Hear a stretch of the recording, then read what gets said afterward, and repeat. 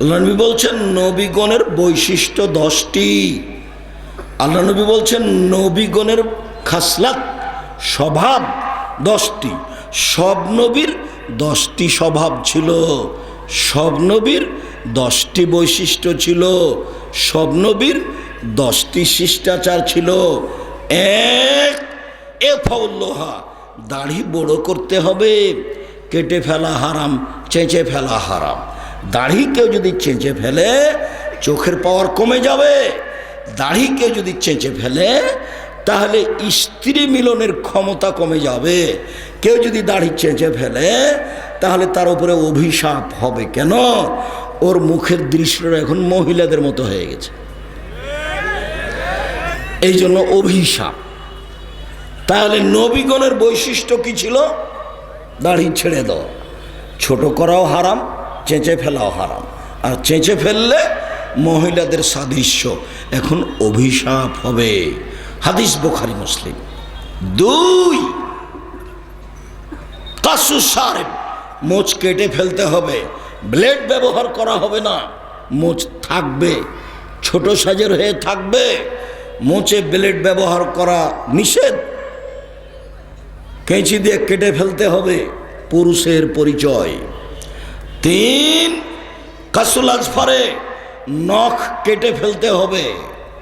এই মেয়ে, তোমার নখ বড় আছে নাকি? তোমার মা দেখে না? ওটা তোমার সৎ মা নাকি?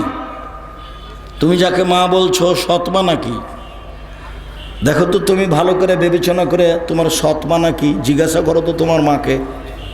তোমার নখ বড় কেন? নখ বড় কেন? আল্লাহর নবী বলছেন নবীগণের বৈশিষ্ট্য নখ কেটে ফেলতে হবে। এই ছেলে, তোমার নখটা বড় কেন? এটা নবীগণের বৈশিষ্ট্য। নখ বড় রাখা, নখে নেইল পালিশ দেওয়া ইহুদি খ্রিস্টানদের পতিতালয়ের মেয়েদের বৈশিষ্ট্য।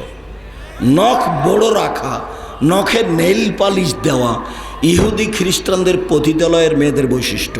নখ বড় রাখা, নখে নেইল পালিশ দেওয়া ইহুদি খ্রিস্টানদের পতিতালয়ের মেয়েদের বৈশিষ্ট্য।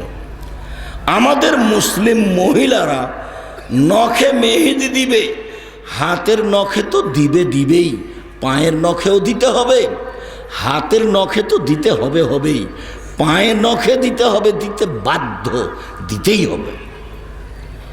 আল্লাহর নবীর কাছে একটা মহিলা একটা পত্র দিয়েছিল, তো আল্লাহ নবী পত্রটা হাতে নিয়ে মহিলার হাতের নিন্দা করলেন। তিনি বললেন, এই হাতটা পুরুষের না এই হাতটা নারীর? যদি নারীর হয় তাহলে মেহেদি নেই কেন? কি বুঝলেন বলেন তো দেখি? যদি মহিলার হাত হয় তাহলে হাতে কি থাকবে? মেহেদি থাকবে। পুরুষের থাকবে না, পুরুষ হাতে মেহেদি দিতে পাবে না। হাতের নখে তো দিবেই, পায়ের নখে দিতে হবে। আব্দুর রাজ্জাক বলেন, আমরা দিনাজপুরের মানুষ, আমরা শুনেছি আল্লাহ নবী দাড়িতে মেহেদি দিয়েছিলেন, সেই জন্য আমরা পায়ে মেহেদি দিই না। হ্যাঁ ঠিক, আল্লাহ নবী দাড়িতে মেহেদি দিয়েছিলেন, এ কথাই ঠিক। এর জন্য কি দাড়ি কোরআন মাজিদ হয়ে গেছে? দাড়িতে মেহেদি দেওয়া সুন্নাত। যদি এই কারণে আমরা পায়ে মেহেদি না দিই তাহলে আর 1 মিনিট, আল্লাহ নবী বলেছেন যেসব মহিলাদের হায়েজ হয়েছে ঋতু, যখন হায়েজের পরে গোসল করে পবিত্র হবে তখন তারা লজ্জা স্থানে আতর ব্যবহার করবে। হায়েজ থেকে গোসল করে যখন পবিত্র হবে তখন তারা লজ্জা স্থানে আতর ব্যবহার করবে। তা আতর যা আল্লাহ নবী দাড়িতে লাগিয়েছেন, এইবার ওটা একটা কাজ, এটা একটা কাজ। হ্যাঁ, আতর কোরআন মাজিদ হয়ে যায়নি, ই তো মূর্খ মানুষের কাজ। ই কোন কথা? উল্টা বোকামি, বিদ্যা না থাকার কথা। শুনুন, 10টা বৈশিষ্ট্যের একটা হচ্ছে বগলের লোম উঠিয়ে ফেলতে হবে, ব্লেড ব্যবহার করা যাবে না, নারী পুরুষ একই হুকুম। বগলের লোম উঠিয়ে ফেলতে হবে, নারী পুরুষ একই হুকুম। 10টা বৈশিষ্ট্যের একটা হচ্ছে নিচের লোম পরিষ্কার করতে হবে অর্ধে টাইম 40 দিন, নারী পুরুষ একই হুকুম। মরার পরে কানে তুলা দিবেন, নখ কাটবেন, পরিষ্কার পরিচ্ছন্নতায় যাবেন, মোচ কাটবেন, তোমার মা এতদিন কোথায় গেছিল, এই বোকা ছেলে। এখন যা করবে সব বিদাত। অনেক দিন আগে এরকম জায়গাতে বক্তব্য দিতে ইসলাম, দিনাজপুরের কাছাকাছি, সেই দিন বক্তব্য দিচ্ছিলাম। তো আহলে হাদিসের মধ্যে বেদাত আছে। তো বলতে বলতে এমন বলা হলো যে এক শ্রেণীর মানুষ আর আলেম ওলামা জ্বলে একবার ছাই হয়ে গেল। মানে গড়ানে বেদাত বললাম, গড়ানে বেদাত। মরে মরে যান, যাই তো ওখানে কোরআন মাজিদ পড়া বেদাত। মরার সাথে সাথে মুখখান ঘুরিয়ে দিতে হবে, এটা হলো বেদাত। গোসল দিতে হবে অজু দিয়ে, তো এখন গোসল দেওয়ার পূর্বে পেট চেপে পেশাব পায়খানা বের করছে, এটা হলো বেদাত। এখন তারপরে মোচ ছোট করছে, এটা হলো বেদাত। এখন নখ কাটছে, এটা হলো বেদাত। এখন পরিষ্কার পরিচ্ছন্নতার কাজে যাচ্ছে, এটা হলো বিদাত। তারপরে ওকে গোসল দিতে হবে ডান কাতে রেখে দিয়ে, মানে বাম কাতে রেখে দিয়ে ডান কাতের উপরে পানি ঢেলে দিয়ে তাকে গোসল দিতে হবে। তারপর 3টা কাপড় লাগাতে হবে, মহিলার 5 কাপড় চলবে না, এটা হলো বিদাত। বিদাত বলতে বলতে একবারে মাঠ দুর্বল হয়ে গেল, সবই যে বেদাত। তারপরে লাশ রেখে এভাবে বক্তব্য দেওয়া যাবে না, শুধুমাত্র বলা হবে ঋণ থাকলে আমি তার বড় ছেলে বলছি ঋণ পরিশোধ করে দেব, আমি তার বড় ভাই বলছি, ছোট ভাই বলছি ঋণ পরিশোধ করে দেব, এই ছাড়া কোনো কথা নেই। তারপর লাশ আগে যাবে, কেউ আগে যেতে পাবে না, এই কথা বলা বেদাত। 4 বার খাট নামাতে হবে, এই কথা বলা বেদাত। তারপরে কাঁধ পরিবর্তন করতে হবে, এই কথা বলা বিদাত। কবর লাশটা নিয়ে যে রাখার আগে কেউ বসতে পাবে না, এই কথা বলা বিদাত। তারপরে লাশটা রাখতে হবে পশ্চিম দিক থেকে, এটা চলবে না, পায়ের দিক থেকে ঢোকাতে হবে। তারপরে আপনার ডান কাতে রাখতে হবে, চিৎ করে রেখে দেওয়া বেদাত। বুকের উপরে হাত রেখে দিয়ে নামাজ পড়া দেখাচ্ছে, পাশে রাখতে হবে, এইভাবে দেখানো বিদাত। তারপরে অনেক মানুষ সবার জন্য এক ডালিতে মাটি নিয়ে হাত ধরিয়ে দিয়ে হাতে ছয়ে নিয়ে দিচ্ছে, এটা একটা বেদাত। তারপরে আবার এটা দিনাজপুরে নয়, সেটা কি মাটি দেওয়ার সময়তে বলছে মিনহা খালাকনাকুম ওয়া ফিহা নুঈদুকুম ওয়া মিনহা নুখরিজুকুম, এটা হলো বিদাত। তারপরে আবার তার পাশে বলছে এখন জবাব দিতে বলছে, জবাব দেন, আমি বলছি মান রব্বুকা, বলেন যে রব্বি আল্লাহ, ওকে বলে দিচ্ছে উপর থেকে। তারপরে সবাই মিলে লম্বা দোয়া দিল হাত তুলে, এটা হলো বেদাত।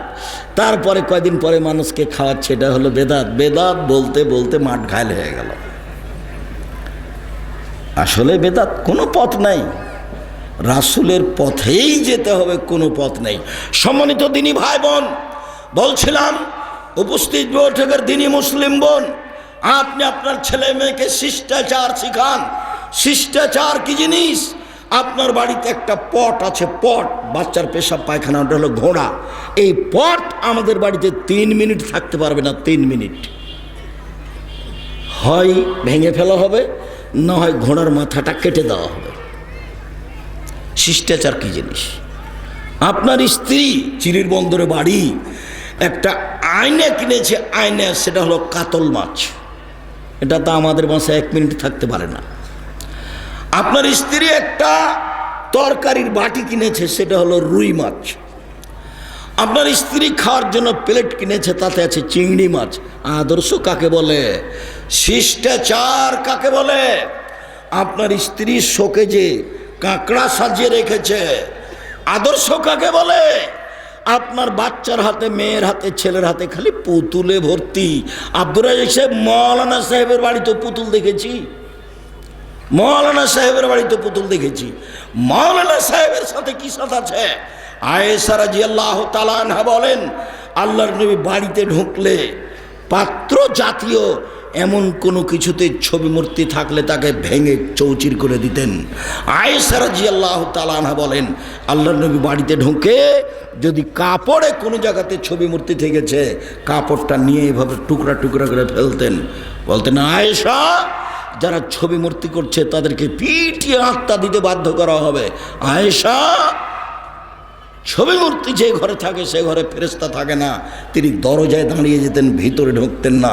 আপনার বাড়িতে পুতুল থাকবে মানে, প্লাস্টিকের পুতুল থাকবে মানে, আপনি কি মনে করেন আগে গিয়ে মেয়ের যত পুতুল আছে, যত অ্যালবামে ছবি আছে, যত মায়ের মারা গেছে মায়ের ওই পাসপোর্ট সাইজের ছবি আছে, তাকে টুকরা টুকরা করে ছিঁড়ে ভেঙে ফেলে যদি ঘুমাতে পারেন তাহলে আপনি সত্যি মুমিন, অন্যথা আপনি একজন মুনাফিক। বক্তব্য শুনে আপনি মুনাফিকই করেন। আদর্শ কাকে বলে, শিষ্টাচার কাকে বলে? আপনার স্ত্রীর দরজাটা বন্ধ করতে জানে না, শিষ্টাচার কাকে বলে? আপনার স্ত্রী বলবে আব্বু ডান হাতে গিলাস ধরো, ডান হাতে, আব্বু ডান হাতে ধরো। আয়েশা রাদিয়াল্লাহু তাআলা আনহা বলেন আল্লাহর নবীর ডান হাত ছিল পবিত্র কাজে